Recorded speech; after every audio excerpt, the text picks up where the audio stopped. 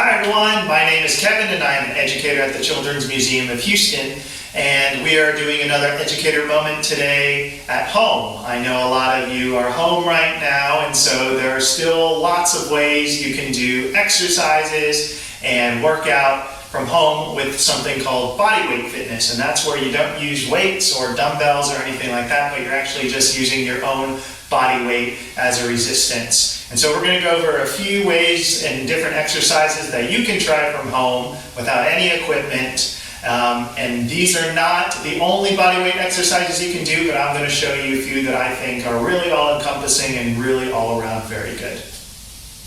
A few more things before we get started. Be sure to warm up, get those muscles nice and loose, get the blood flowing so you don't potentially injure yourself by being a little bit too tight. And always have water nearby to stay hydrated, and most importantly, don't overwork yourself. Do what you can and what you are able and feel comfortable with. Alright, and the first exercise I want to start off with is very simple and very common. It's called a push-up. All of you probably know what a push-up is, but I want to explain a little bit more about what it works out. So the main muscle the push-up is going to be working out is your pectoral muscles or your chest.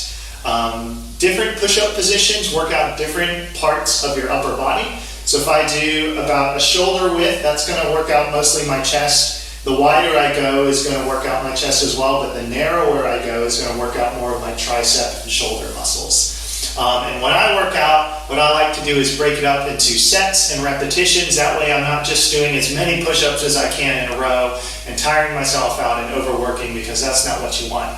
So maybe start off simple, start with a random number. I'll just say 5 push-ups, take a break, and then do another set. So maybe you could do 3 sets of 5 repetitions of push-ups. I'm just making those numbers up. Do what you're comfortable with, but it's good to break it out and having the exercises have rest in between. That way you're not getting overtired. So I'll show you how to do a push-up right now. So my hands are about shoulder width apart, maybe a little bit wider. I'm going to go up like this. I'm going to keep my back straight and my legs straight, and then I'm going to go down, and my elbows are going to be pointed kind of behind me, and I'm going to keep my head looking down. You go as low as you can and push up. So that's 1, 2, 3, 4, 5. And then you can take a rest. If you have trouble doing push-ups, you can always do a slightly easier variation. An alternative is where you keep your knees on the ground and then do the exact same thing. So you're still going to get a nice workout for your pectoral muscles, but it's just going to assist you a little bit if you're not able to do a full push-up. So I'll try a narrower one now, and that works out my triceps. And if you are trying this, you'll feel it working a little bit different spots. So my hands are close together, almost pointed towards each other.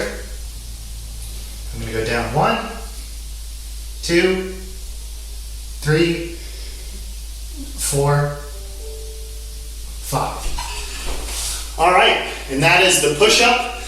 The next exercise I want to show you guys is one of the most popular exercises, and it's one of the best all-around exercises you can do, and it's called the squat. So the squat is going to work your lower body, mostly your quadriceps, which are your thighs, your hamstrings, which run along the back of your legs, and your glutes. And so how you're going to do that, I will note that this is going to be different for everybody. Everybody's body is built a little bit differently, and so the way their body moves and their mechanics are going to vary slightly. So you'll kind of have to play around with it, figure out what's comfortable for you. So I'm going to put my feet about shoulder width apart from my heels. Point my toes a little bit outward. I'm going to put my hands out so I can balance a little bit more. And I'm going to lower down while trying to keep my upper body straight. I'm going to go down, kind of sit into that. So my legs are breaking parallel right there. So I'm not like this, not stopping halfway. I'm going below and then going back up and locking my knees out so I'm totally straight. So that's 1,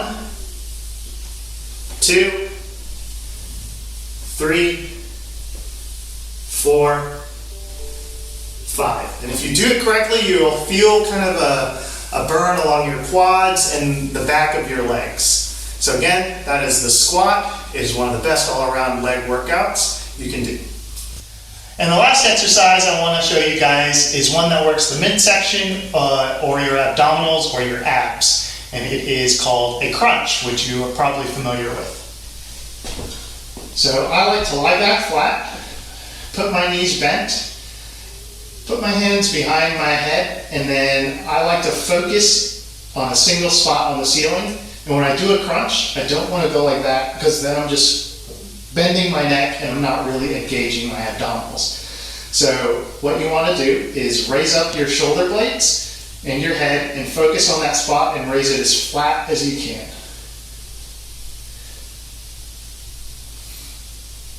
And through that, your abdominals should tense up and get a pretty good burn.